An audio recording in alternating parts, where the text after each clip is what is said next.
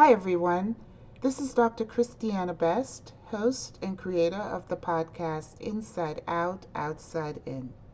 This podcast was developed for and by colleges and universities. It is guided by the themes of diversity, inclusion, and equity.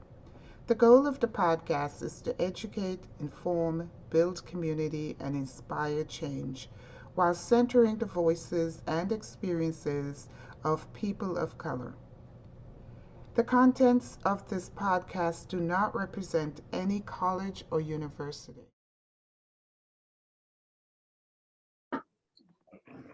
All right, so ladies, welcome and thank you for joining me today for the Inside Out, Outside In series on parenting.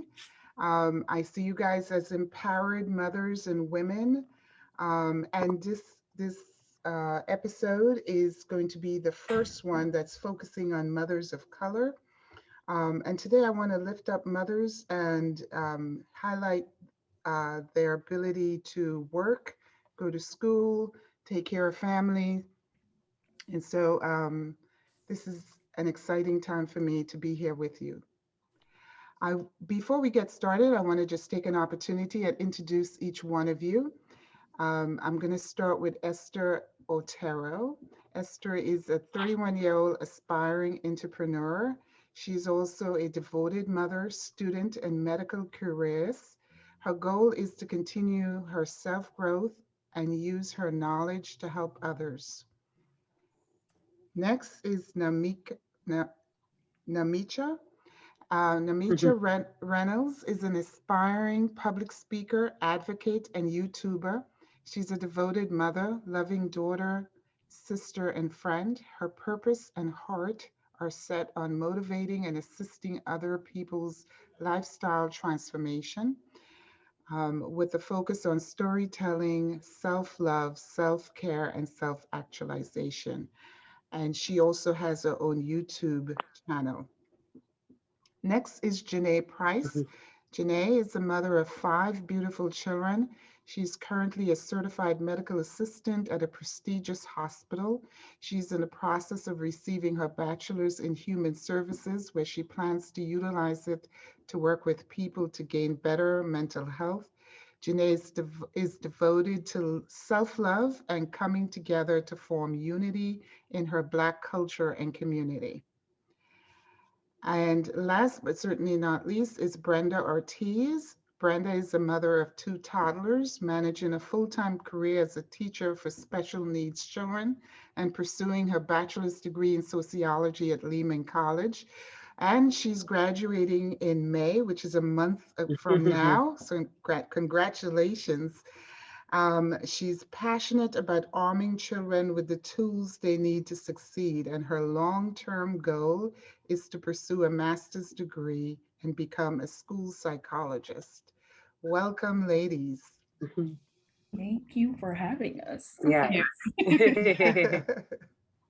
I'm really looking forward to this. As I started to do the research and plan for today's episode, um, I noticed that you guys fall into so many different categories, but it's a growing uh, a growing group. So, for example, you're considered to be in uh, university terms the non-traditional student, right?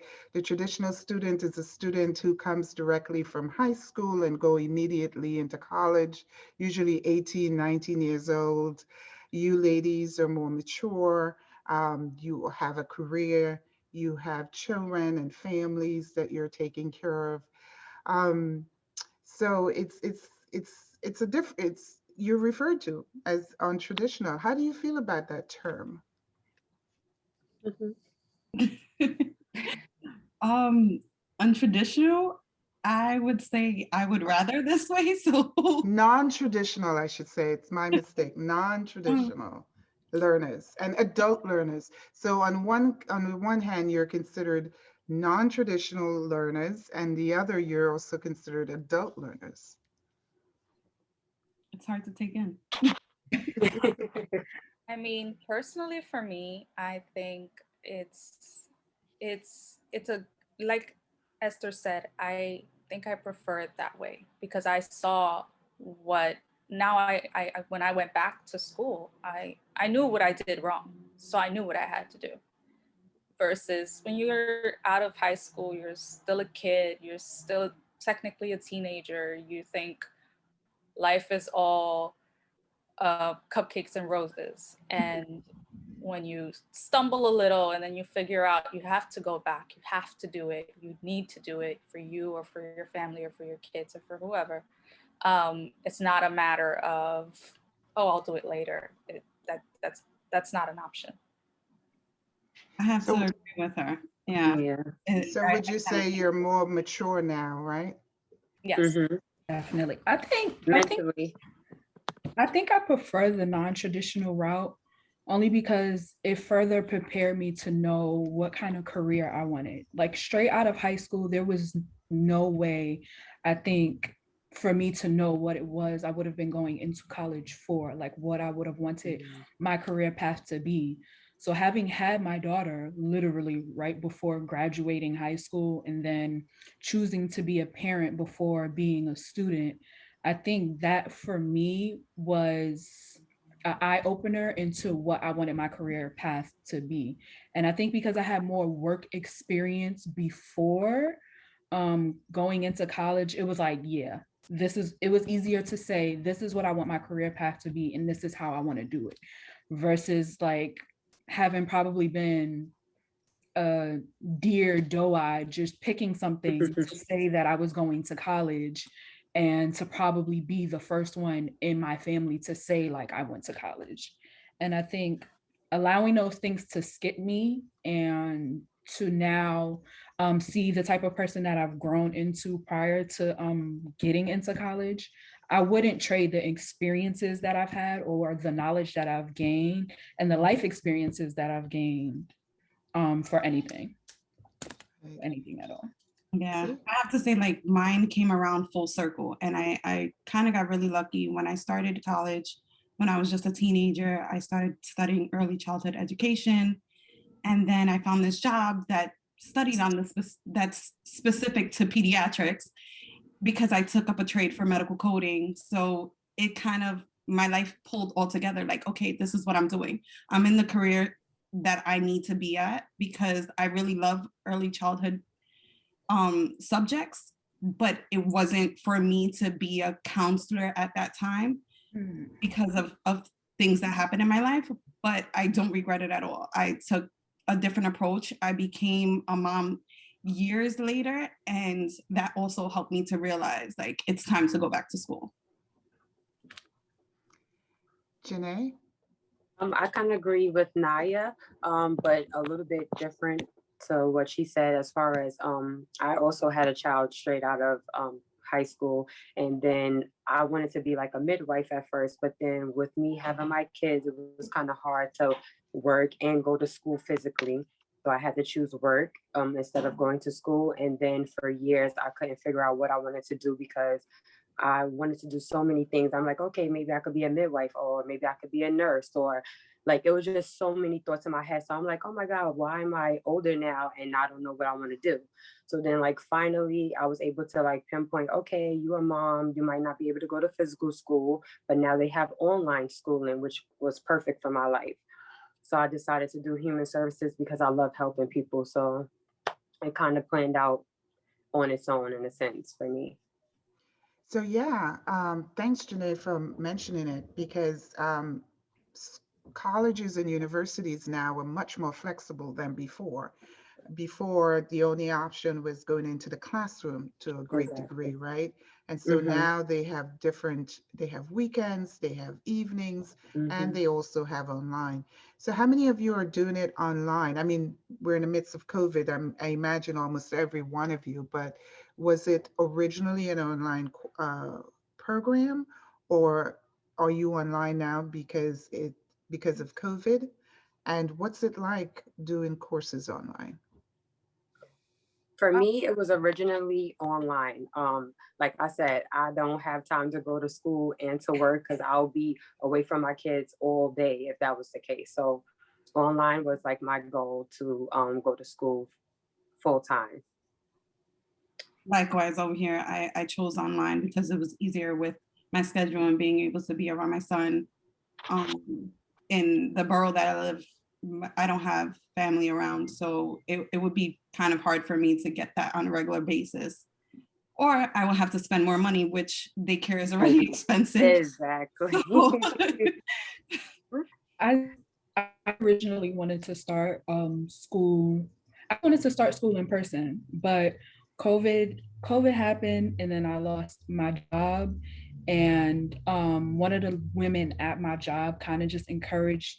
Well, she really came at me and was just like, I'm not sure if this field of work is for you because you're not educated enough. And that was kind of like, I was already thinking about going to school, but it was kind of like a fuel to fire me because she felt as though I was uneducated and couldn't do the job properly. And I was like, oh, my dear, I have been in this field for a really long time, so I get it.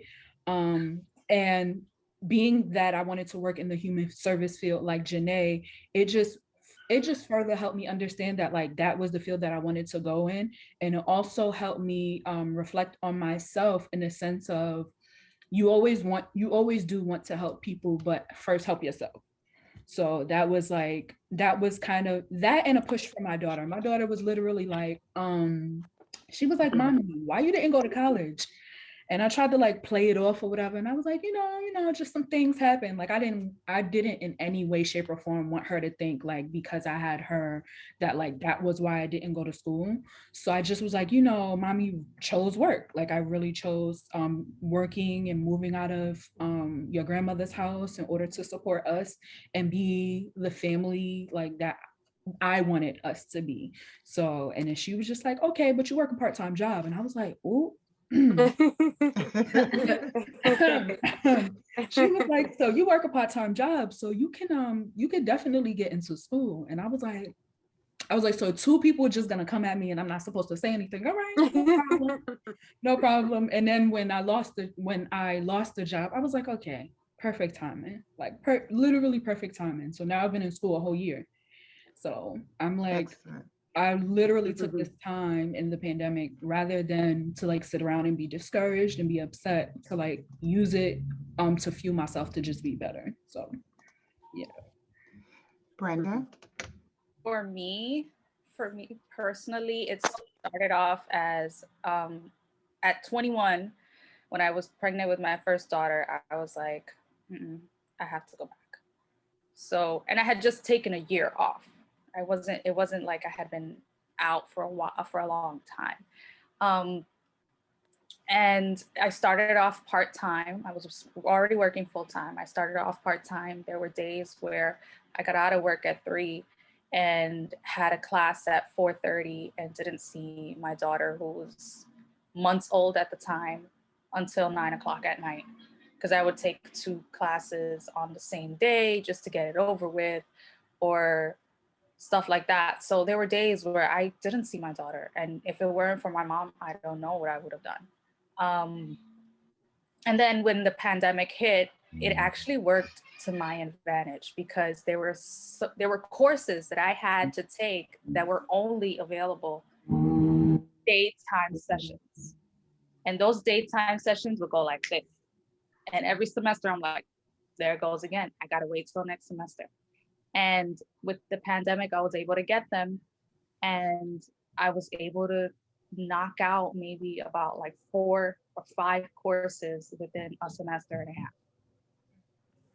And just sitting at home with my girls, and my mom obviously helping me because I had to juggle, because I had to work as well. So. Great, thanks. So you talk about the support systems you have in your life, right, that has helped you with school.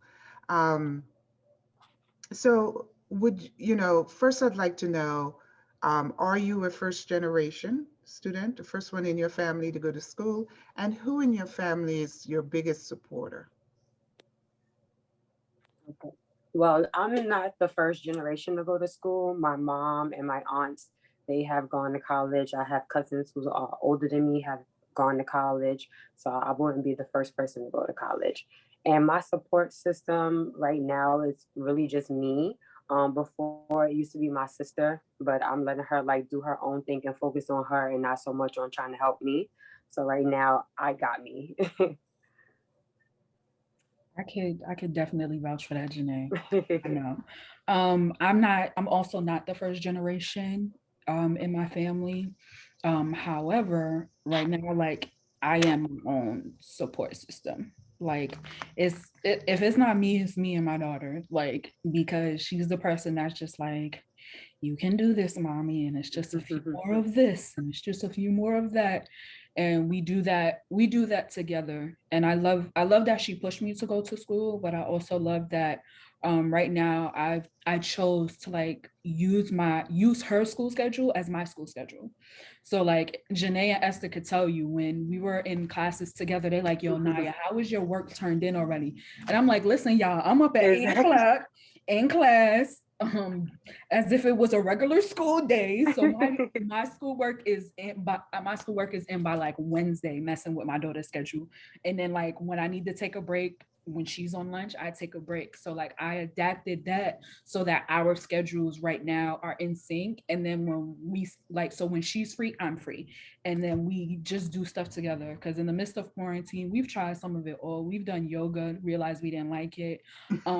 We did Zumba, we started baking, she started taking cooking lessons. So yeah, like right now, those are she's my main form of support, and me just really learning how to rely more on myself. Because like I would love to have like a huge support system and have people I could go to when things get rough, but sometimes that's hard. Actually, I do have one other person I would consider a part of my support system, and he's kind of like an adopted dad, but that's for a whole nother story.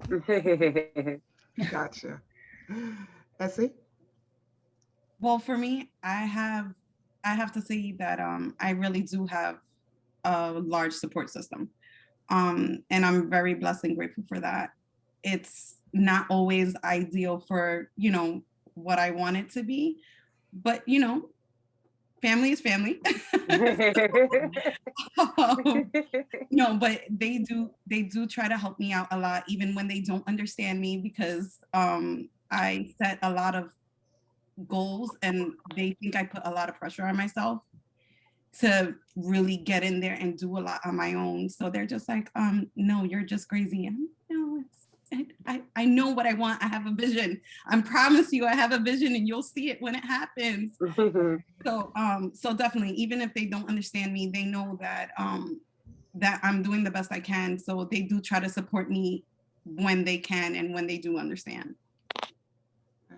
Yeah, definitely for me, like Esther, she has a big support system, and I would say that without my family, I honestly don't know where I'd be. Specifically, my mom. My mom, even in the midst of the pandemic, decided that she, as an essential worker, was going to come cut back from work to help me with my girls so that I could finish those courses that I was able to get that I wasn't getting for semesters on end. Um, my sister as well, she's very helpful, and like I don't know where I'd be without them. Financially, emotionally, like my mom has helped me pay for semesters on end of school because since I was a part-time student, I don't qualify for financial aid with my income and everything else. So, but I have two kids. Like it's hard.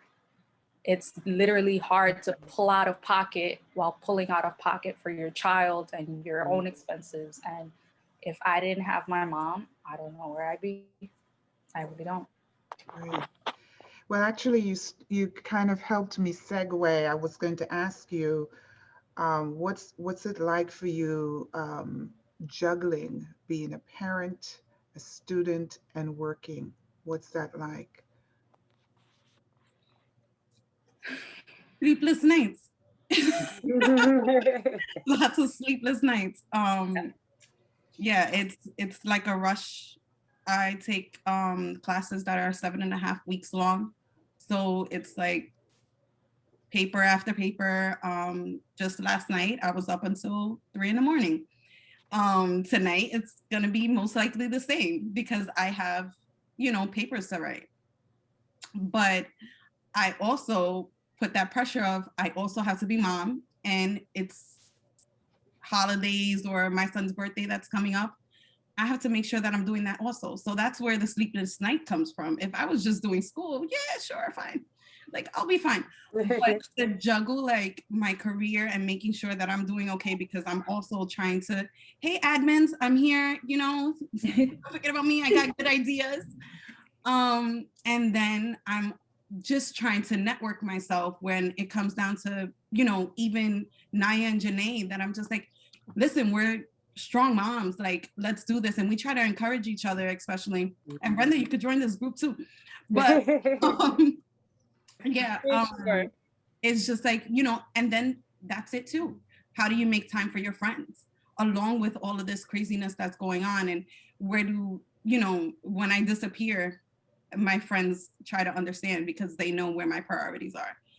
So all of that comes into play where you really have to just, I like to write my goals down. I have a vision board hanging above my bed. Like I go that deep where I just have to like stay focused. Like this is what I want. This is where I'm going. And there's nothing that's gonna stop me. So that's where my juggling comes from. Just staying one track minded. Thank you. Naya, I was going to ask you, what are your goals financially, educationally, and in your career? Financially, I really just want to be wealthy enough to not struggle anymore.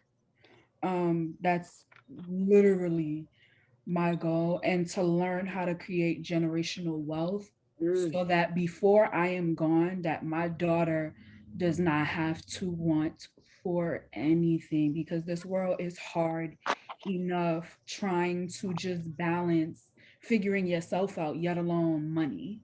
So that's my financial goal. As far as education, I definitely want to continue school. I decided that I am going to go ahead and get my bachelor's. I thought I was just going to get my associates, but I'm going to go and get my bachelor's because my overall goal career wise is to have a family practice for therapy to bridge the gaps between adoptive and biological families that I feel like nobody really takes enough time to look into. Family is family, and if people would think about bridging the gaps between those two things, like just because I have an adopted family and I have a biological family, they are not different. They are one and the same. And the more family people can have, the better their support system can be. So that's my goal as far as that. And I also want to be a guidance counselor. Something about children in general like just warmed my heart, wanting them to understand their worth, wanting them to know that like life is hard, but when you have like the right type of people in your corner, you can literally do anything. And then I also want me and Janay with all of these so many things we want to accomplish in life. Yes. And the last thing I want is to like just branch out into beauty, the beauty world. I love hair, I love makeup. And like you mentioned from my bio, I am so big on the transformation of people in general. Like we all come from like so many different backgrounds and so many different stories. And sometimes people just need help in their transformation. That's all they need. They just need help in their transformation. If they have one, two, three people max that believe in them and are there to help them through that transition, imagine how much easier and how much more helpful the world would be to like would be with each other. Like I would, me and Esther and Janay having like our group text, and now we're gonna be adding Brenda to it, and then like she may add someone, and it can become like a sister circle, and I'm gonna love it here. But yeah, Exactly. like that that in itself is just like, we really just started becoming friends off the strength that we were all mothers and that we were all in college. And that is stuff that needs to be celebrated. So Don't forget the crazy group project too, but yes, ooh, don't get me started on that. But yes, so those are my goals. And I know that if I don't accomplish them all, at least two of them will be accomplished. And I could even leave the rest for my daughter if I see fit, because she already has a whole plan for college at 11. So I feel like I've done something well in my motherhood duties. Well, thank you. Janay, I was going to ask you the same question. Yes, I was gonna say, like, I relate to Naya as well. Me, I just want generational wealth as well, so that my kids is good. I feel like it's a cycle in our Black community that we all like struggle, and then it's like get passed down from generation to generation, and it's like we're always working hard and trying to get to that. Oh, I don't want to struggle anymore, so I want to break that curse with my kids, just to have like income coming in constantly for them. So like if I was to pass away, they will be good as well. I want to be a psychotherapist. It's like so much things I want to be. I call myself Jane of all trades, because I used to like take care of people's kids before I had my own kids. Like I'm so good at so much things. So I want to like own my own daycare center, be a psychotherapist, um, be a landlord and own property, just like everything. So Thank you for that. Brenda? For me, I've been working with special needs kids now for 6 years, and because of my because of the amount of credits I have, they've let me come on as a teacher. Obviously not getting paid as one, but I've started to realize that I want to help them even more. So my pursuit for a master's degree in school psychology is so I can help those kids get the services they need, get the placements they need, and make sure that they are where they need to be so that they can grow. Because there are so many kids that don't get the placement that they need, and it's a disservice to them. So for me, also a big aspect of school psychology is the emotional state of the child, working with that emotional state, because when a child is in an emotional state that they can't function, they can't learn. So it's something that is very important for not just special needs kids, but kids all around, to be able to be better than us. Because I see it as if it were my child. Like I say this to a lot of my colleagues, and I say, if I won't give it to my girls, I'm not giving it to him, or I'm not giving it to her, because they don't deserve it. So, and financially, I would say I would like, it's hard because now it's two of them. So my budget is like all the way up here now. But I would like to definitely have a certain amount of wealth so that my girls are comfortable, so that my girls are not worrying about college, so that my girls are not worrying about how mom is going to pay rent this month and stuff like that. So I want them to not worry, to see, not live through the stuff that I lived through as a child in an immigrant family and stuff like that. Thank you. Essie? So financially, my thing is to like just kind of put my money where it kind of makes its own, so I can help other people.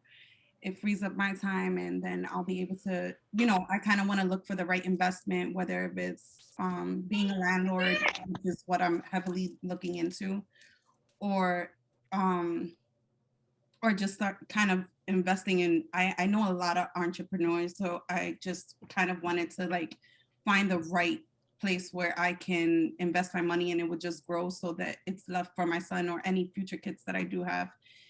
But then also I want to give back to not only my community, but my family who's been there for me the whole time. That's like my main goal, to give back because I've had so many people support me, even if it's not financially, they've still been there for me. And I know that where the community that I grew up in, it's not always easy. And like I said before, you know, I have a large family that can help me and we kind of pull together, and you don't see that often. And I also have a lot of close people to me who don't have what I have, and I would love to help them, and I try to help them as much as I can. And I've seen foster care kind of firsthand, because I used to live upstairs from a foster care home.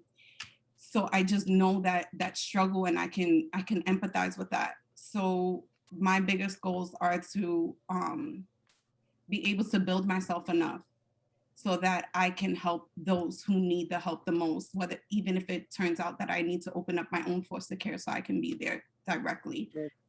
In general, that's where I'm literally trying to find out where is it that life needs to lead me, rather than me trying to control where it's going, because I tried that before.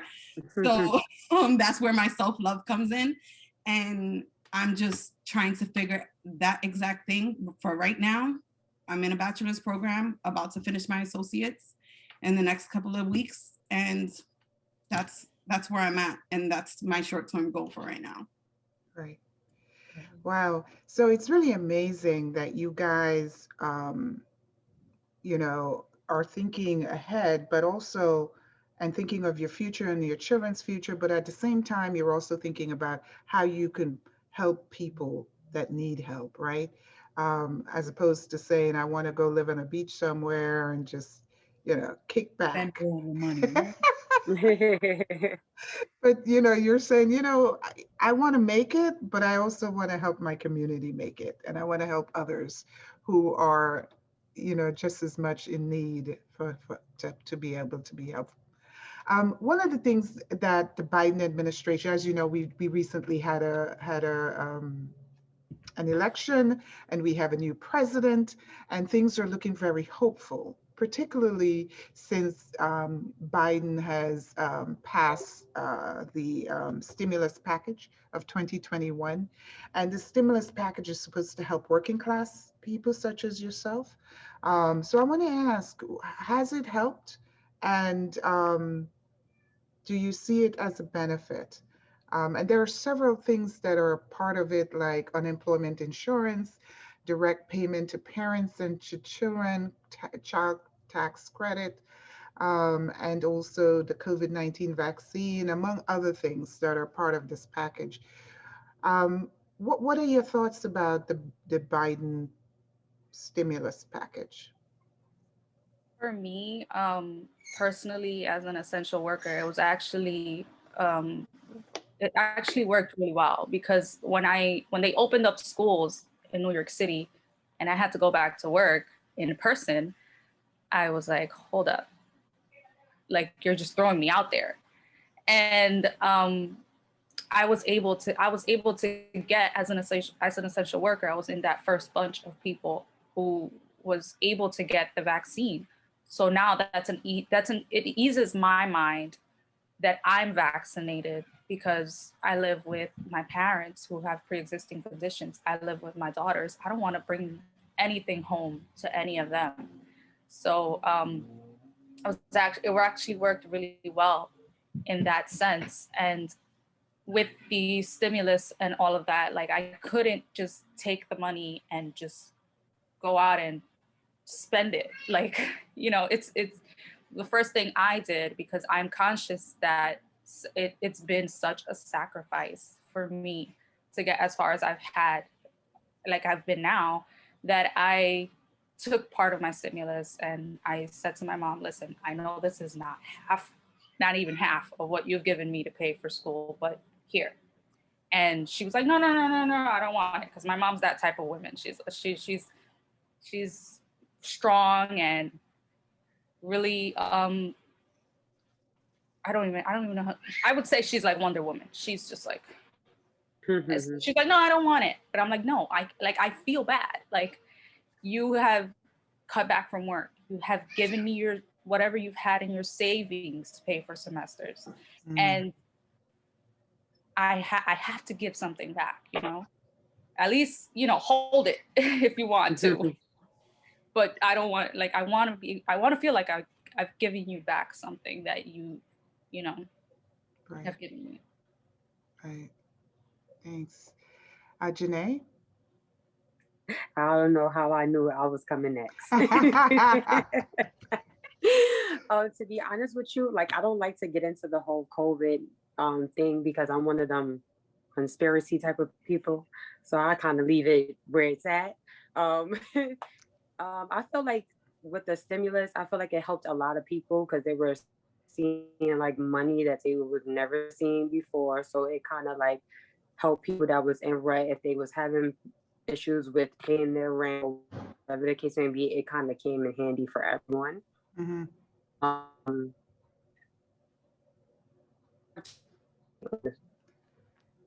So but we I have, do feel like the stimulus check is helping families who need it. okay, thank you. Say that again. I didn't hear you. Oh, for a Oh. moment you froze, so I was checking in. Oh. Essie, Okay. and then Nate, and then Naya. Yes. Okay. For me, it was helpful. It was helpful for the fact that I I had other assumptions that my son was gonna go fully back to school and he was gonna be in person. So then it was just like, okay, well, here I go paying for daycare again. So it just kind of it relieved a little bit of that pressure of what I felt like. Thankfully, I'm also an essential worker, so I didn't lose my job. So I'm grateful for that. And I am part-time at home because of my medical pre-existing conditions that they at least allow that. But other than that, I can say that I don't really get much of the other government assistance. So the stimulus definitely did like a little bit of a good, positive over here. Okay, Naya. For me, it was definitely helpful due to the fact that like I had got laid off from my job. Um, it took me forever to even receive unemployment. It took roughly about 6 months for me to even get a letter from my job saying that they let me go, in order to prove that they let me go, in order to like obtain to even obtain unemployment. So that in itself was a hassle. So when I did start receiving stimulus money, I just was like, all right, what bill we paying and how far in advance are we paying it up into? Because we not doing this. And then also when they started sending out SNAP benefits for my daughter, because she was one of those kids who was staying home for school.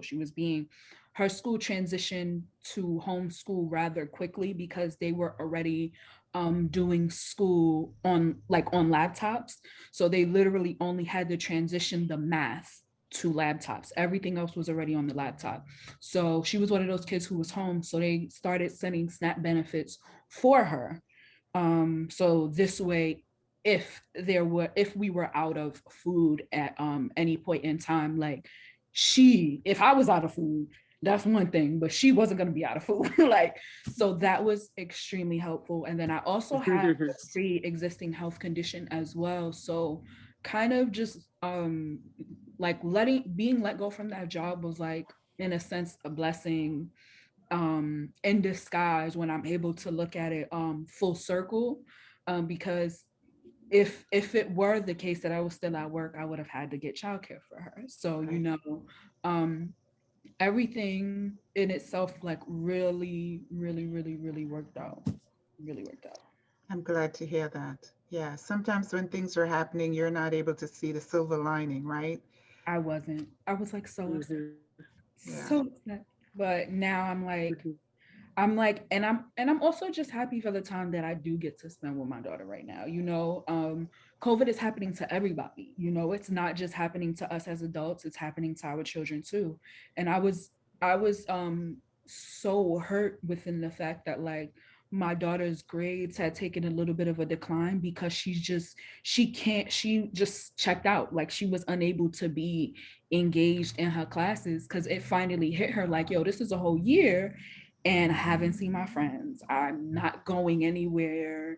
We are just at home. And yes, she has routine, but it's like, how creative can you actually get? So I I had to take into consideration that not only am I worried about like my own mental health and I have to like mentally check in and mentally like run down how I'm feeling, also have to be account for her feelings and her mental stability because this is happening to her too. Her life has shifted just like everyone else's life has shifted, and unlike me, she was unable to even express that. She just kept not turning in her homework. And I'm like, I literally watched you do this homework, but she just wasn't turning it in and then turning it in. And I had to keep finding new ways to have conversations with her until she finally was like, Mommy, when am I going back to school? Like, I can't do this anymore. I'm not engaged and I don't know like what to tell you, but I can't really do this. Like, it's hard. And I was just like, oh my God, I didn't even think of that. Like, I didn't even think that this is happening to her just as much as it's happening to us. And she can't even fully express what's going on with her. And I was just like, oh.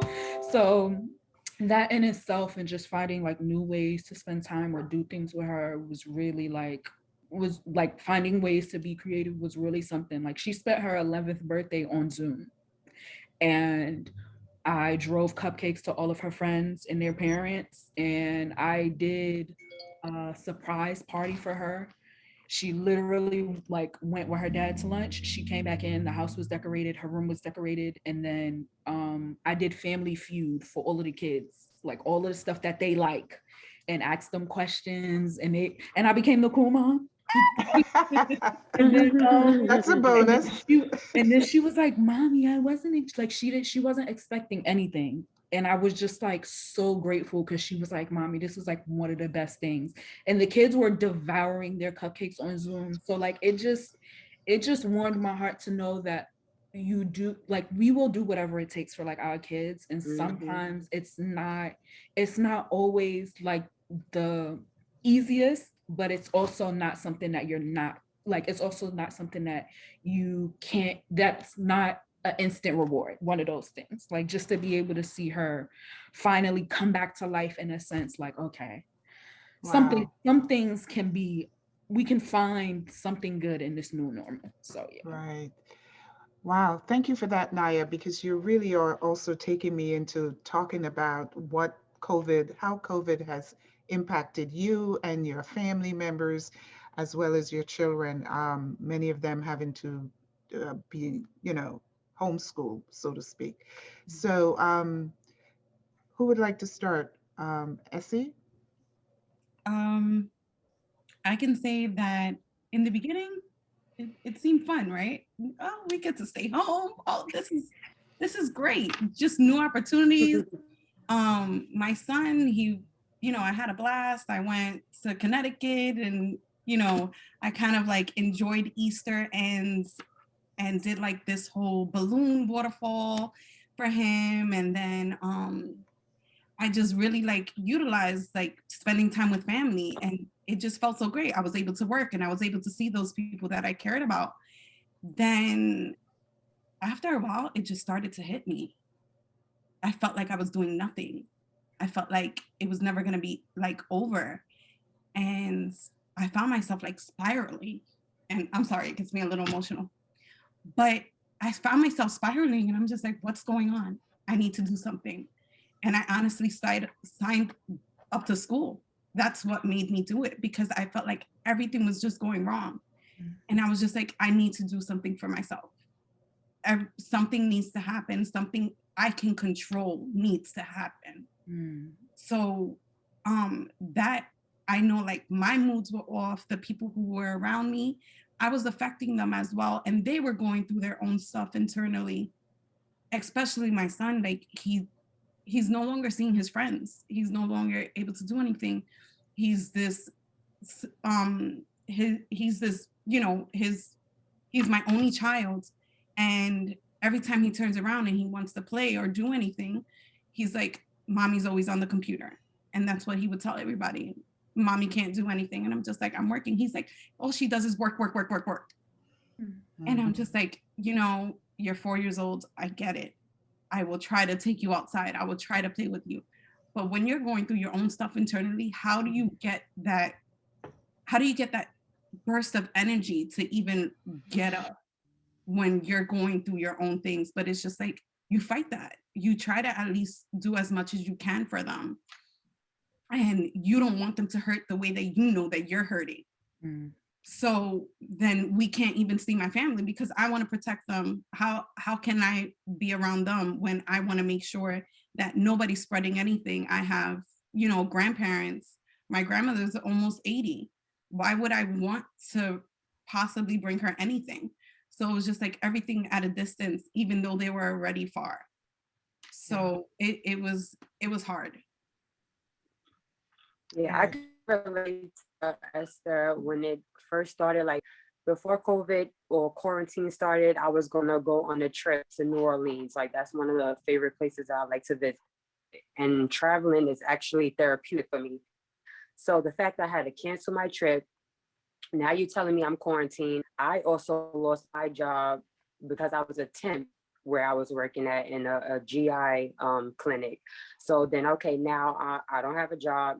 Then I go to doing temperatures in the MTA bus depot, 12-hour shifts. And then I felt like they wasn't taking, you know, the corona stuff seriously. So I'm like, if this is real, I don't want to bring it home to my kids. So I then quit. So then I'm like, okay, now I'm seeing these four walls all day long. Like this is not normal for anybody. And I started to kind of I would say I would lash out like a kid. Like I'm like, okay, I'm getting angry. Like this is my life now. Like this is not real. You're forcing me to stay in the house, something that I don't want to do. So now I was affecting everybody around me too with my attitude, and people was trying to figure out what's wrong with me. And I would isolate myself in the room, and my kids are looking at me like, Mom, what's wrong? This is normally not you.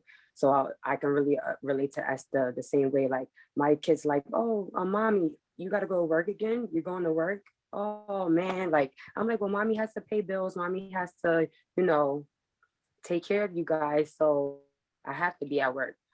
So like I said, I relate to everything Esther said. It was really hard in the beginning. And then I had to like look back at myself and say, okay, you strong, you got this. You have to try to juggle working and going to school and taking care of your kids and making sure their mental is also good as well, because it's not just about you. But then it's hard when you have all these emotions bottled up and you're not doing anything to kind of like self-love on yourself, and you're doing everything else. So it's like, it was chaotic in a sense. Yeah, thank you for sharing. Brenda?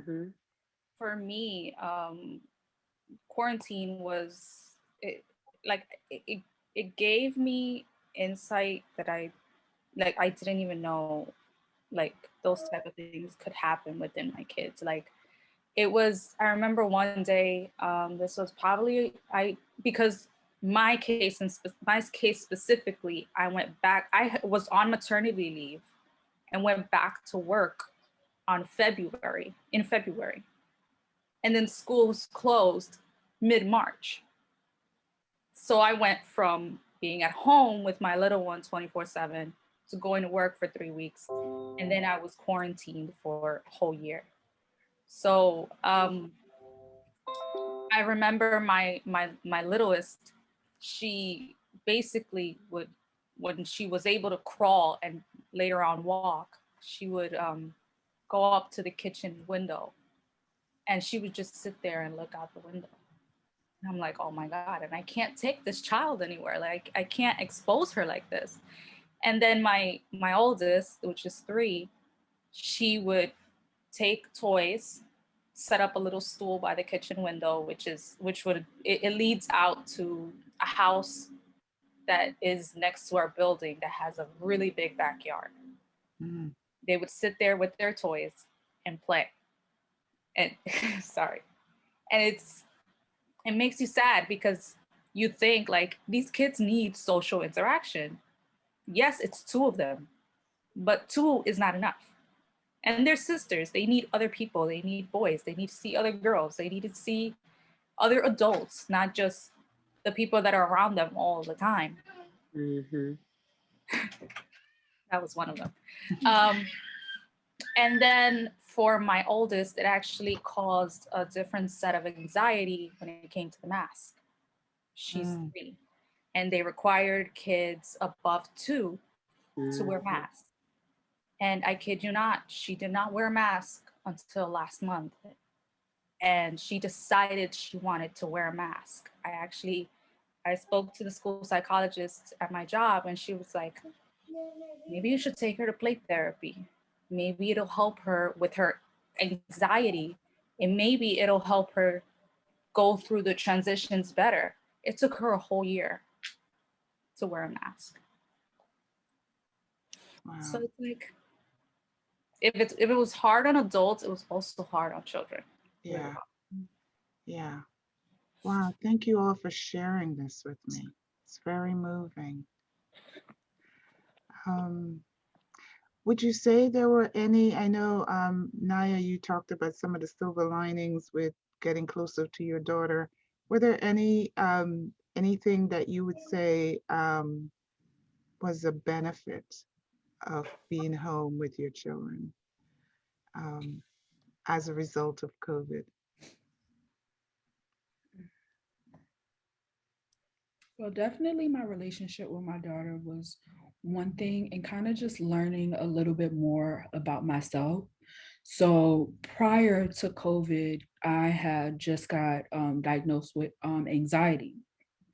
And I've been trying, like, I was trying different ways to channel my anxiety, understand what was triggering me, how to best subside my triggers, all of this. And then when COVID actually hit, I found that because oddly enough, I am one of those people who don't like to be around people but love people, if that makes any sense. Yes.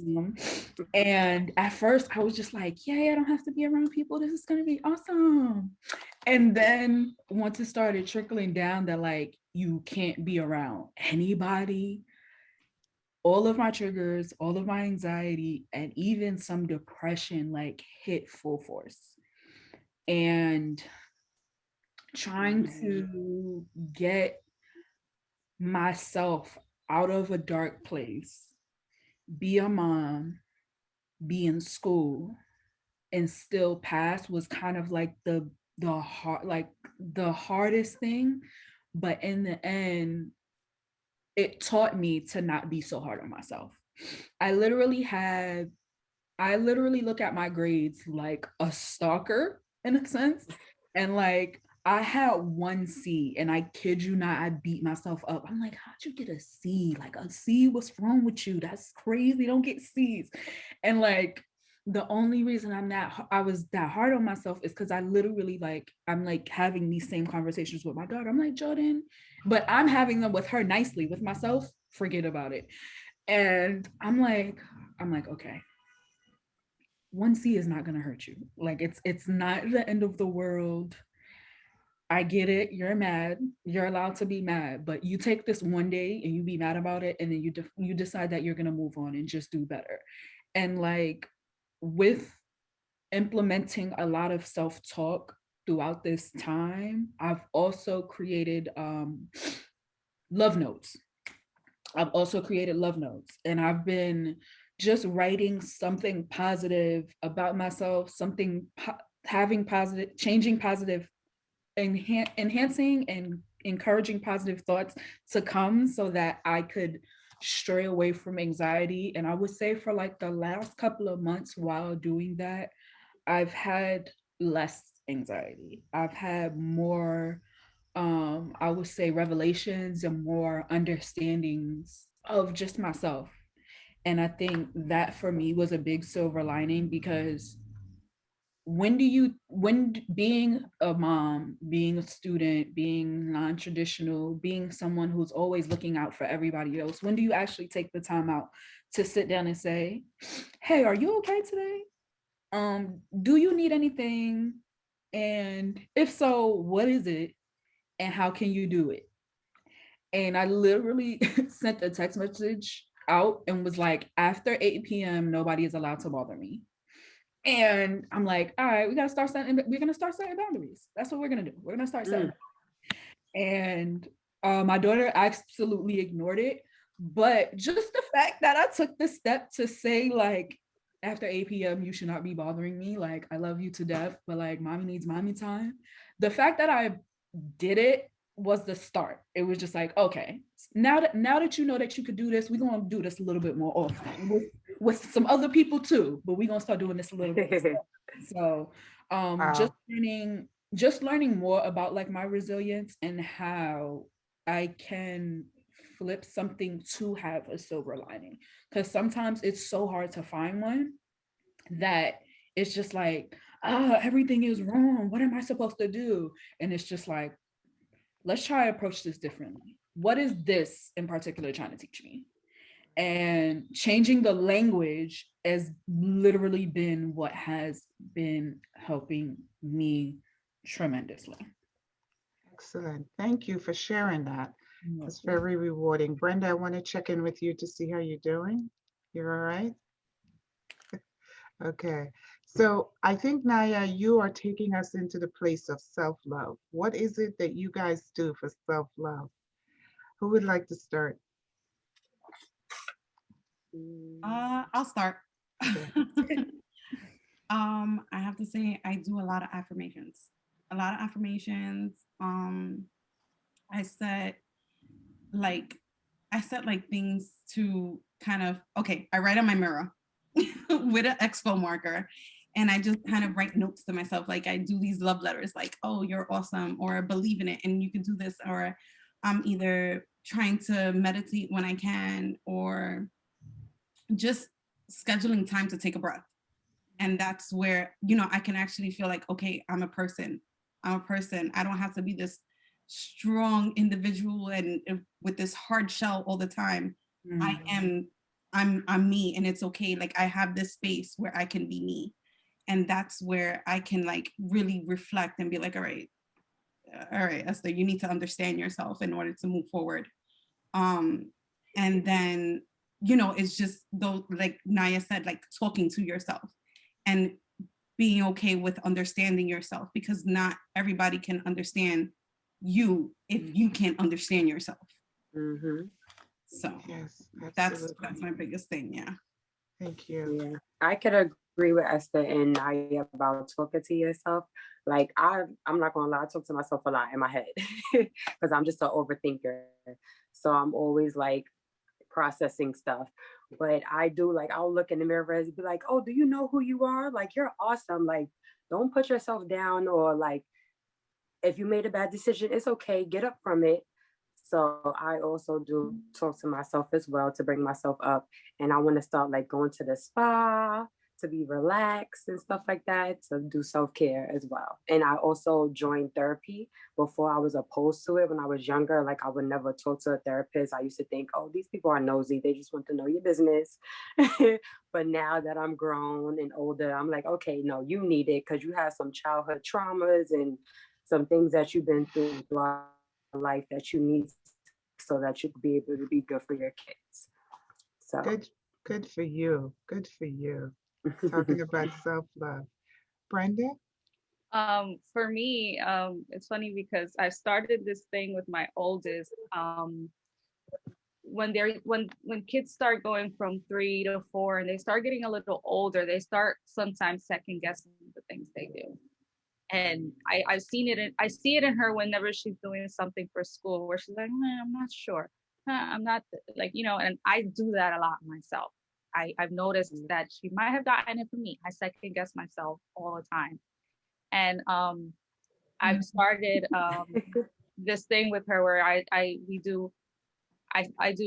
am smart, I am beautiful, I am Brianna, and sometimes she'll come up to me and she'll say, Mommy, I am smart.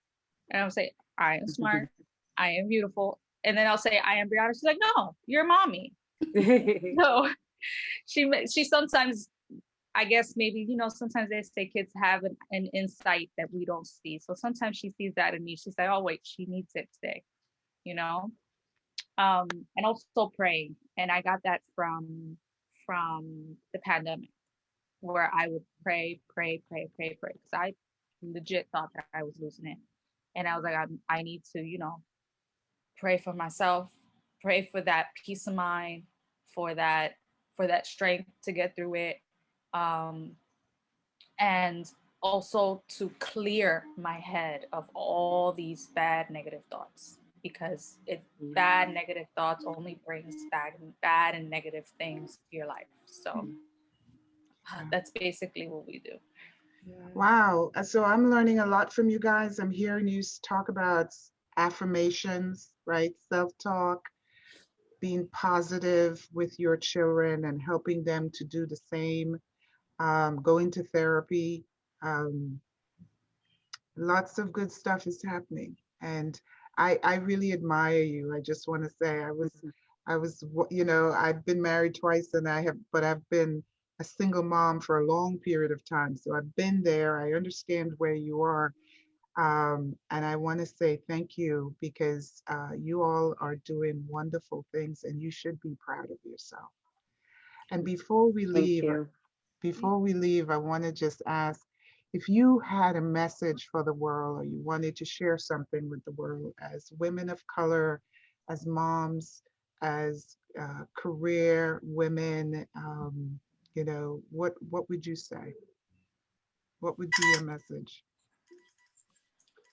I think I was other women, like, you don't have to always be strong all the time. It's okay to like be vulnerable and have a weak point, but I just don't want you to stay at that weak point. Like, find a way to bring yourself back to being up and being strong, like, because like they have this way about downplaying strong women and saying like we're too hard or we're not feminine enough and things of that nature. But sometimes like we've mostly doing everything on our own, unfortunately, so that we have to be strong. But I just want women to know that you can have a down point. Just make sure you bring yourself back up. Don't ever stay down. Okay, thank you, Janay. Essie? Be on airplane mode. And what I mean by that is put your own mask on first. Because if you can't get yourself in order, you can't help anybody else, including your children. So I think it's, I've given a lot, and I know there's many of females or people who have given a lot and they forget about themselves. And you have to put yourself first in order to help others. Thank you. Great message. Brenda? You're muted. There you go. I think for me, it comes from something my mom said to me when I went back to school. She was like, "You are not the first. You will not be the last. You could do it. It's not going to be easy, but it's going to be worth it." Great. Great message. Naya, bring us home. To everybody listening, I literally would tell you to break every generational curse that you want, to not let anyone deter you from your dreams. And We excuse got my you. French. We got you. Excuse my French, but take life by the balls. Like, I've lost a lot of people in this pandemic. And I want for everybody to live life like when we were kids, our mother said, outside is not going nowhere. And outside is gone right now. So find your happy, find your moment, find your purpose, find your peace, and find what makes you you and what makes you happy. Like, don't worry about what other people have to say, because at the end of the day, the only person that you have to answer to is yourself, and if you're religious, God, and that's it. That is literally it. Thank you. Thank you all so very much. I really appreciate you taking the time to be here with us on Inside Out, Outside In. Thank you for having us. Thank Yes. you. Thank you for Yes. having us. Thank you. Yeah. Mhm. Thank you so much.